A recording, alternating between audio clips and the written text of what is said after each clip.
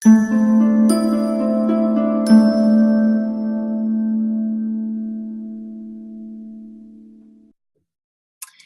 and much love. This is Emakhet, and welcome to another edition of the Awakened Dreamer Summit. I have the pleasure to be joined this morning with Marya Stark. Hi, Marya. Hi, Emakhet.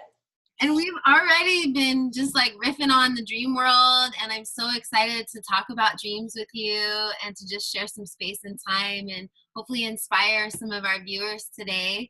So I've been opening up this interview with the same question for everyone, and it's a big question, but I think it's an important one for this summit. And the question is, why do you feel that dreams are important?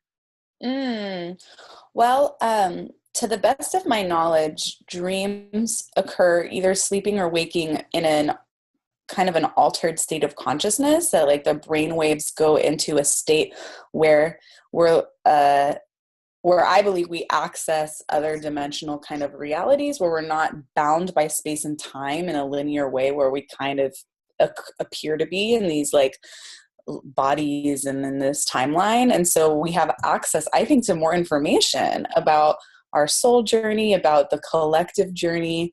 And so I think it's important to stay connected to those realms, because I think that the more fluid we can be within multidimensional travel and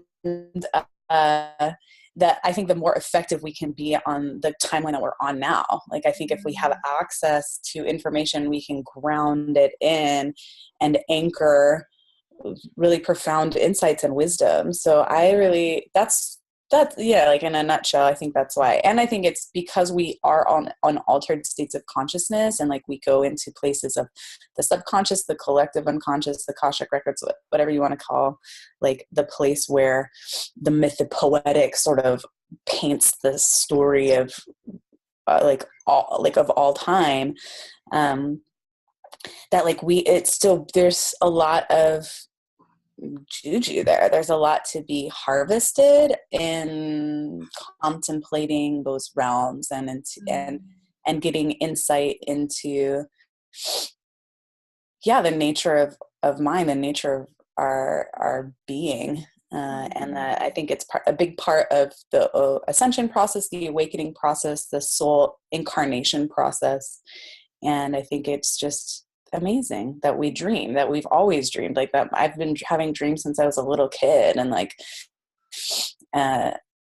it's such a fascinating part of our experience, that sort of it crosses the lines of what we think is possible and keeps bringing us like forward into new possibilities. And so those are some of the reasons I think it's important.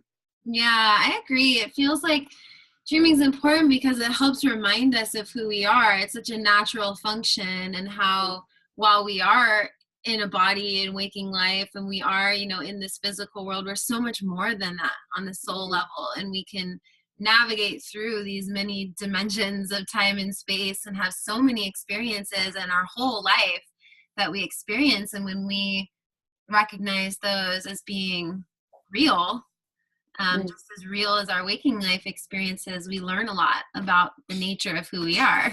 Absolutely. And if one of the ideas that we incarnate into bodies is as that's part of the journey, is to like learn about what like who we are, what is a soul, what is a personality inside of this kind of cognitive construct, and then expanding out. Like it's one of the most beautiful parts of being alive, is this sort of self-realization and discovery.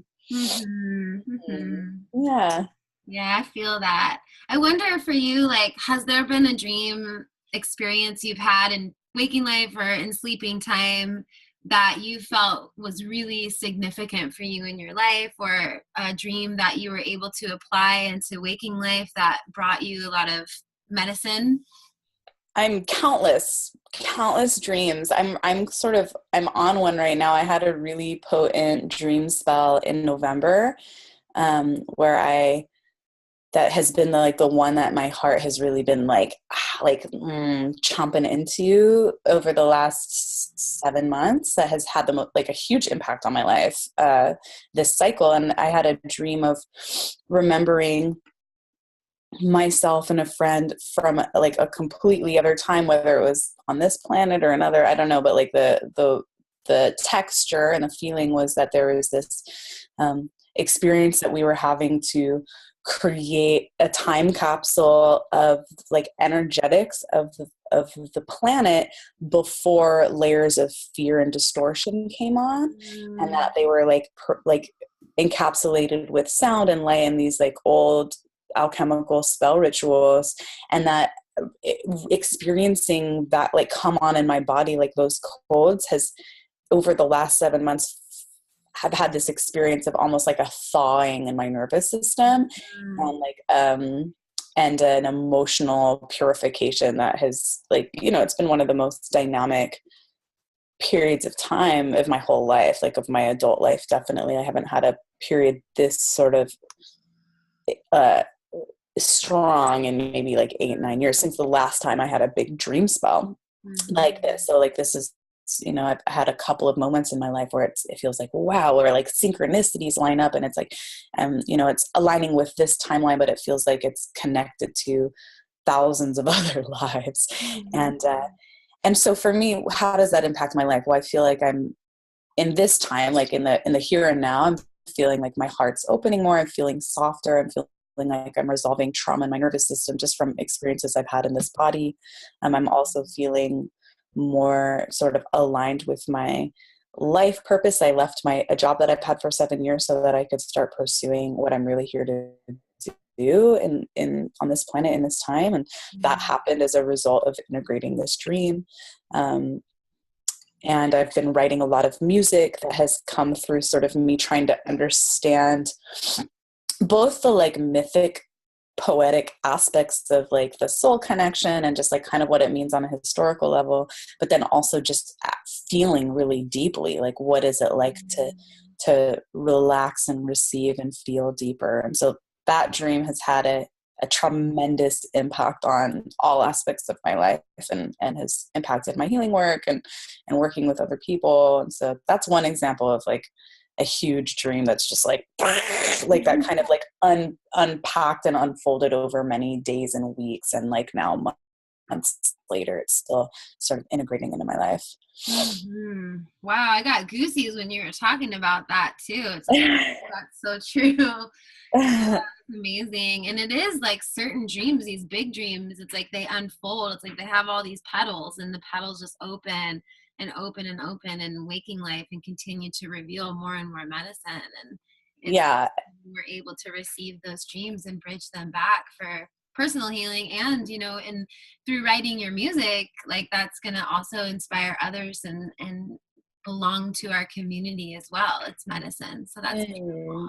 Yeah, thank you. I hope so. Yeah, like it's just how that has kind of, and then like also looking at like, because I'm like I have a special interest in the nature of psyche and like getting into really nerdy psychology stuff. And so it's been, because this dream has kind of been outside of like what I would normally with rational thinking or scientific thinking like consider truth, like it's kind of made me stretch my capacity and willingness to look at different kinds of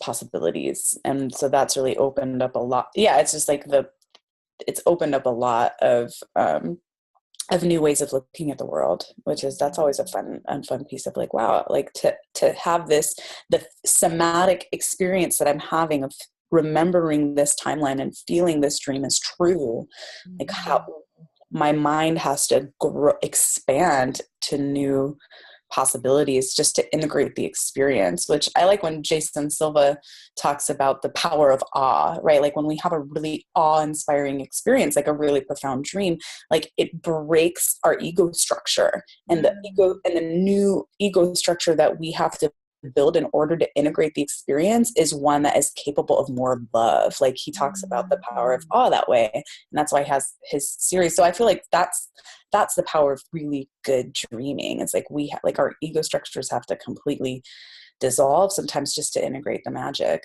And then we become more loving people, right? Like, and then to become more loving people. And like, even if that's the only thing that comes out of it, like, even if the rest of it's just like story narrative, like us painting some sort of picture to like manage light and sound vibration, and like, and none of it's actually true.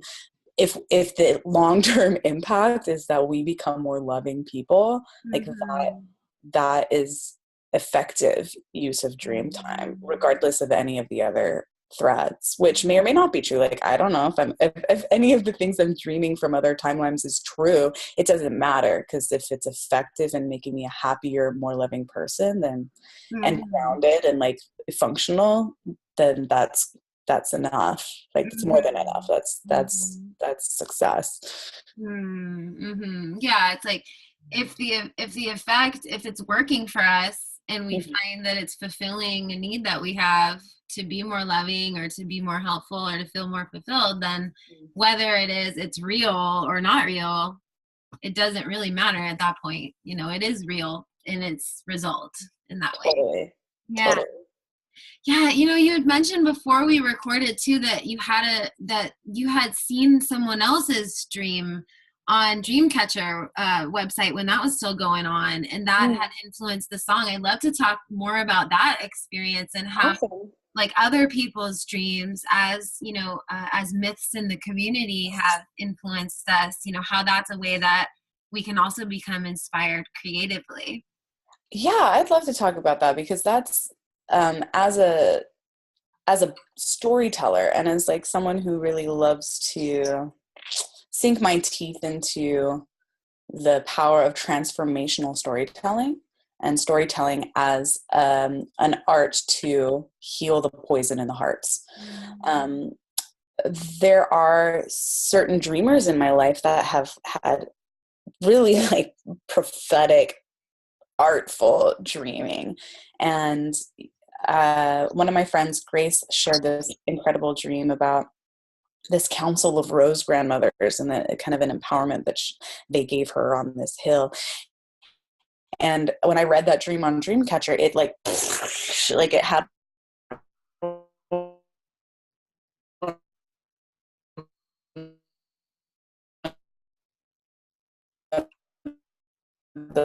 it was that experience of like this into a no, can you hear me?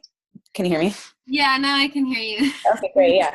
So it came into my heart, and I wrote a song at the time called Potpourri, which was about like the smell of a love that has gone, the way of potpourri, like the flower of a love that has now died and all the petals are on the ground. And it was me processing like the loss of love or the transition of love.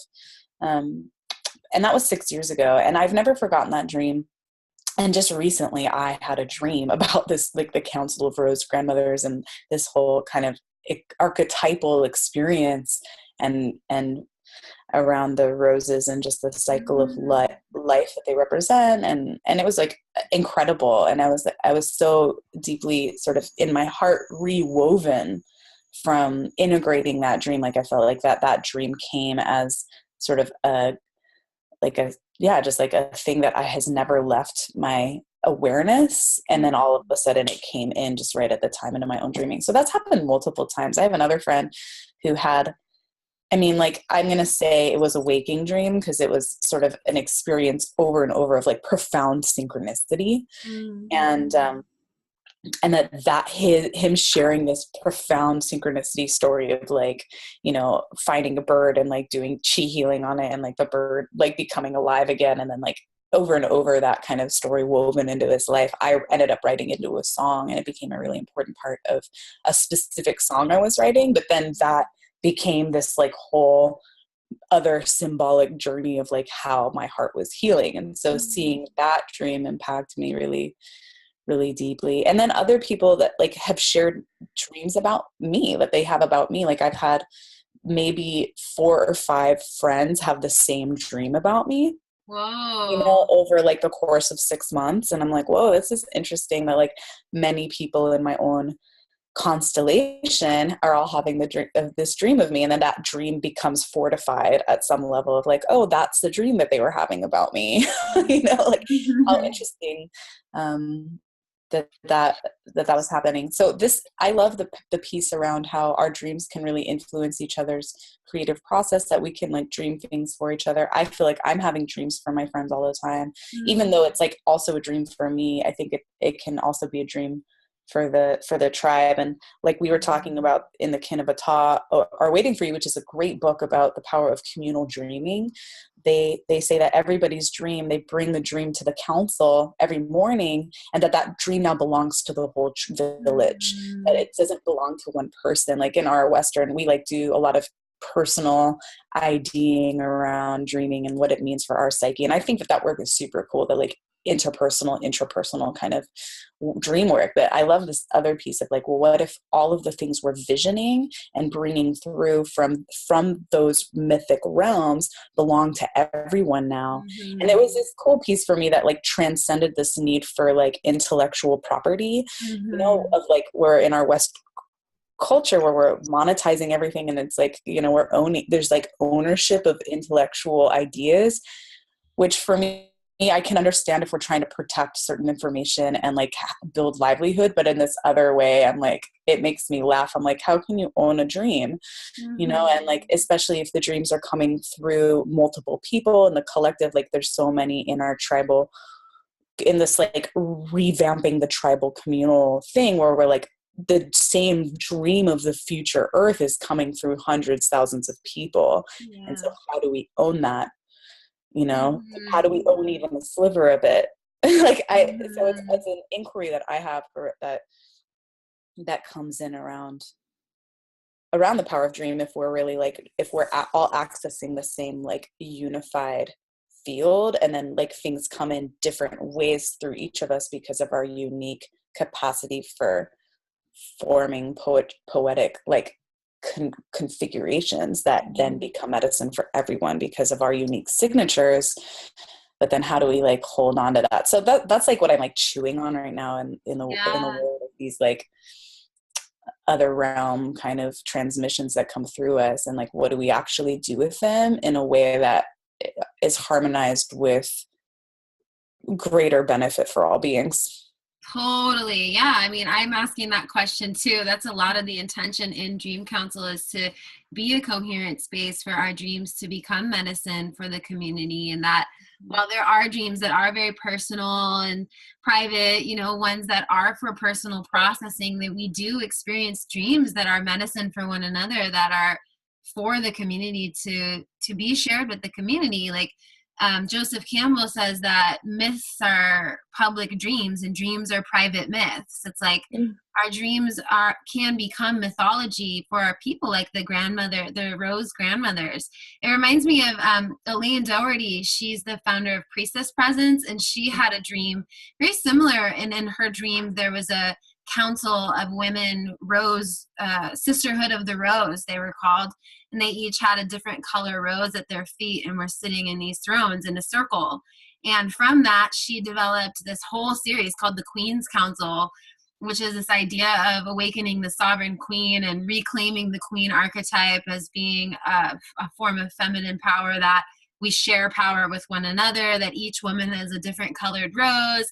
And this awakened and empowered so many women in the community through this dream. And then other women started having dreams about this council, this Sisterhood Council of the Rose. And it just kept fractalizing and opening up. And I see this all the time in our Sunday councils, that, like last week, our theme was family relationships in dream time. And this brother shared a dream about his relationship with his mom. And one of the callers was like, wow, this really helped me find insight about my relationship with my mom through hearing your process of your dream and the way that you resolved that conflict in your dream.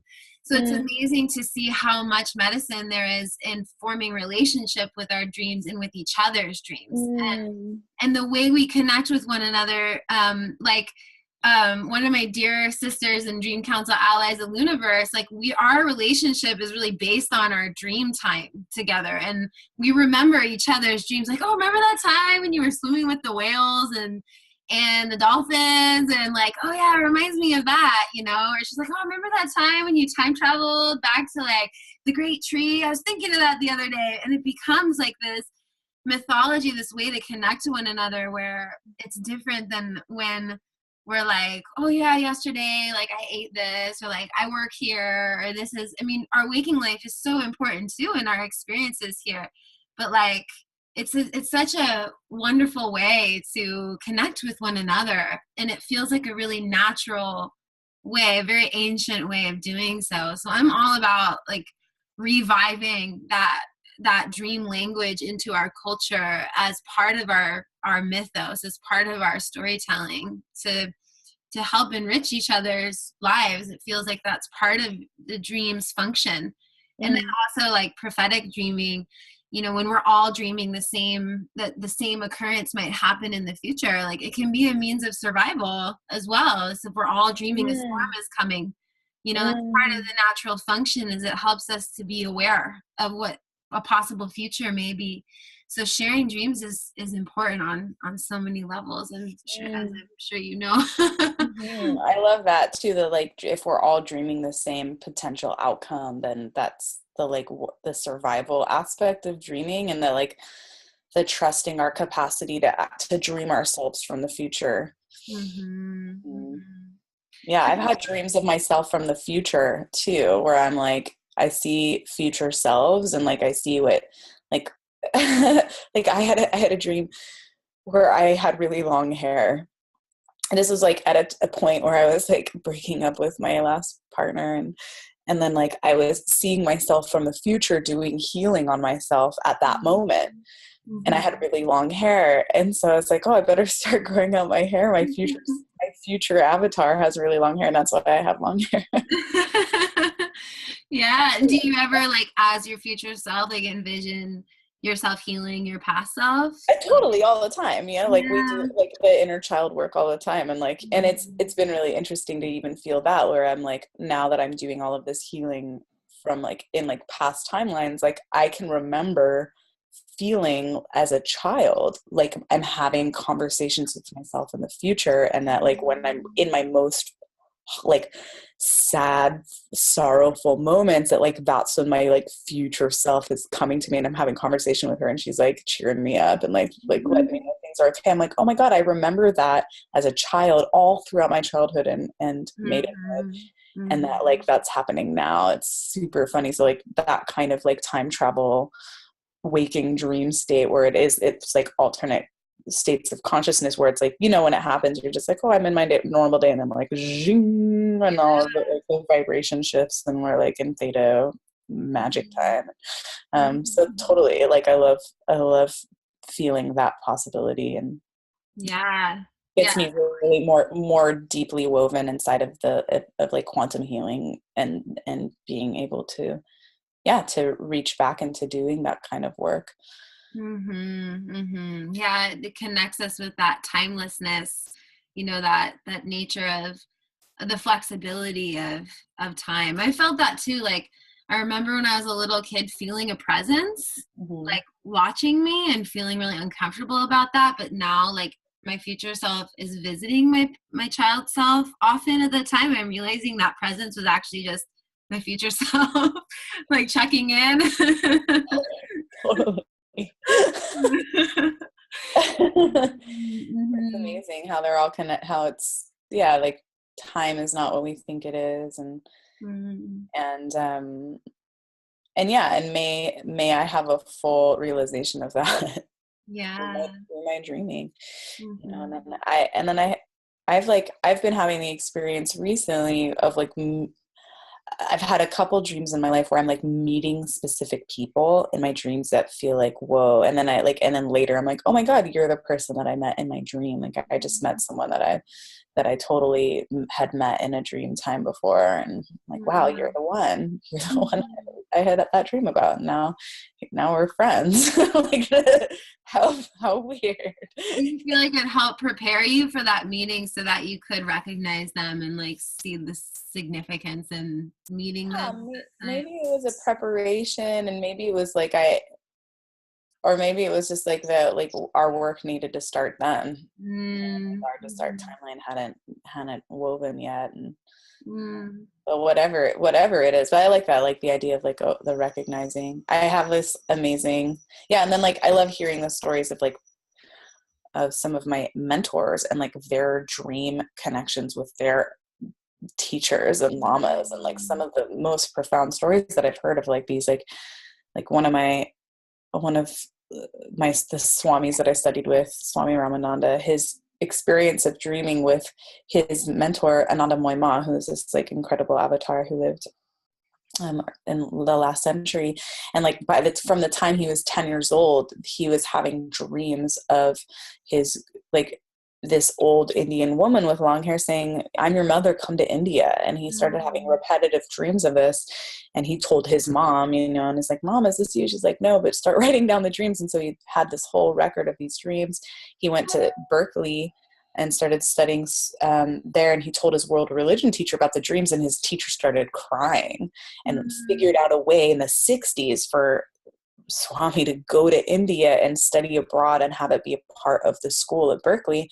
And then when he was in India, he saw a car driving across the road, and the car stopped and the door opened, and it was her, and she was glowing. She's like, "Baba, Baba, Baba." And then like he goes to her, and she says to him, she's like, "You're the young boy I've been calling to since you were 10 years old in your dreams." And now who sees again? Whoa. And then he remembered his past life as her Swami before, right? Like in the story is that he was dying in her arms and says, "Please call to me in my next life so I can come back and finish my work." And so she had been calling to him since he was 10, and then he came back, he remembered, and he became her Swami again. And then just has now lived his life as, again, a reincarnated Swami from the same Lama. Like that kind of stuff is so powerful. Wow. Yeah. So such real magic. It's like, it's almost like we can connect, we can recognize our soul family or like our teachers, or connect with those who have passed on even in our dream time. It helps us, give us that sense of recognition in waking life to be like, "Oh, there you are." Totally. And I've had some really amazing dreams of folks that have passed away, and then and symbols that come into the dream that I like now have to research, and I'm like, that's the thing, that was exactly the thing we were talking about in my dream. Yeah, totally. It's like gives us a reference point to be able to recognize a feeling too. Sometimes I notice, like whether it's a feeling like I want to reach, like I'm desiring to reach, and then I reach it and go, "Oh yeah, that's that feeling of joy that in my heart that I dreamt the other night. Oh, that's what that is." Or it's the other way. It can be like, "Oh, that feeling of conflict that I had in my dream, I recognize this here in waking life, and I've already sort of rehearsed that experience so that when I have it in waking life, I'm like, oh yeah, okay, I've been here before. I have a sense of it already." It feels like a great preparation. Oh, totally. Yeah. We're like, oh, I don't have to be afraid of this, or maybe this is like a piece of the like thing that I'm actually afraid of going wrong. Like here, it's going wrong in my dream. It's not necessarily prophetic, except for I have some anxiety things going on.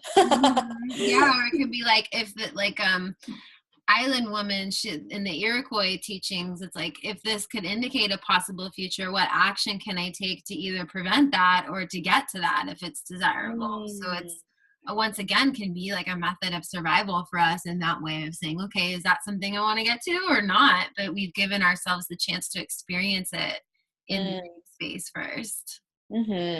Yeah, and I always find it really fascinating when I reconnect with a soul that feels like, whoa, we've known each other many times, and that when we reconnect, and like that, I usually, when it's a really potent soul, there's always like a ton of dreams that happen right before and after to sort of reinforce the potency of the journey of the soul reconnection. That's happened with a lot of my collaborators, you know, that were, and that now, and then we're in like a swoop of collaboration. Sometimes the dreaming is like helping to work out all this old karma, you know, or like all these like potential other timelines that may or may not have happened, or like would possibly be on this timeline, but like orienting around what the truth is on this trajectory or in this time and space. But it's fun to see when I do meet kind of like my soulmates, you know, like how many dreams I have about them, and like all of those. I discover like, well, what's actually here in the connection, or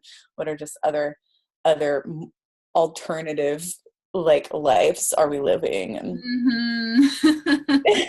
Yeah.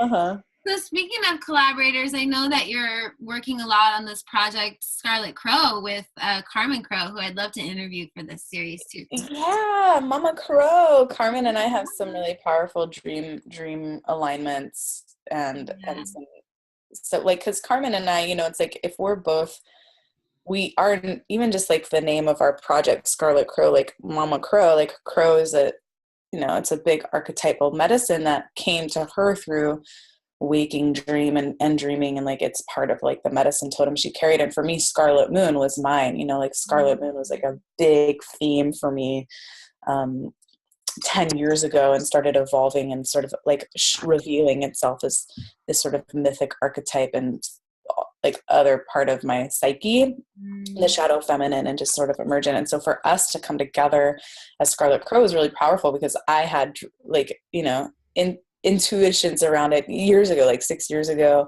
And I had even like painted as part of some of my paintings 10 years ago, like one of the last like huge dream spell I had that was unpacking a big sort of rite of passage journey I was on, and healing from addiction and healing from just a lot of pieces that I was going on at 21, right? Like the last, like a big birth cycle I was in, graduating college, and like, and doing this sort of journey to the self-work. In the corners of one of the paintings is the giant scarlet moon, which was my like totem, but in the moon there was a crow, you know, like I never drew the scarlet moon without the crow in it. And so to like then 2 years ago be in this full force project with Carmen of Scarlet Crow, I'm like, damn, this is coming through like 10 years ago, and what an interesting realization of a dream spell that I had no idea would come to fruition this way. So it's fun to see those alignments between her and I, and yeah, that collaboration's, it's such a hoot, and it keeps revealing new layers of interest in magic. Yeah. So like for our viewers who are watching who might want to find more info about Scarlet Crow and all of your music and your dream songs, what's a great way to get a hold of you or find more info? Yeah, well, for Scarlet Crow, which is a duo between me and Mama Crow, you can find all our music on scarletcrow.org, and we have some music videos and live videos, and we just released our album Remembrance last month. And then you can find my music through scarletcrow.org, or you can go to my website, marya-stark.com. And there's some dream songs up in the mix. More to come. Are there any specific dream songs we can look for to listen to? Crossroads is that song on my album The Garden was a song that came through a series of dreams, waking and sleeping, and was that there's a music video out for Crossroads that has like a big, I feel like for me that song was a piece of healing the heart around unrequited love and like sort of loss of love in other lifetimes, and then when you reconnect with that, like a soul in this lifetime where like all of that pain and karma still exists, and how to like come into ceremony that actually close the hoop of healing around that, so we don't have to keep pushing that karmic script forward. So I had some really deep crazy, like some of the most intense, weird dreams I've ever had in my life with another friend. That's a story for another day. It's a big, ridiculous story. But it's funny, it's a funny dream. But the harvest of that time was that song, and so I feel really proud and connected deeply to that song, and how all of just to see how it came through, like the energetic and the emotional piece was able to finally surface in a way that was a complete piece that I could then move on from. And I had to have so much support from the dream realm and from the symbolic realm just to make sense of the complexity of feeling that I was experiencing. And I have some songs that I'm writing now that are doing the same thing, that are going to come through in the next album. So I'm excited to share those too. Ooh, I'm excited to hear that. Yeah. Yay. Well, thank you so much, Marya, for all your stories and insight in this summit. And I really appreciate your time and energy and sharing with us. And I really encourage our viewers to check out Marya's music and to get the download. It's so special. Thank you so much. Thank you so much, Emma. It's been really fun to connect with you. And thanks for hosting this Dream Summit. I'm excited to hear the other dreamers. Mm-hmm. Okay. Much love. Love you. Mwah.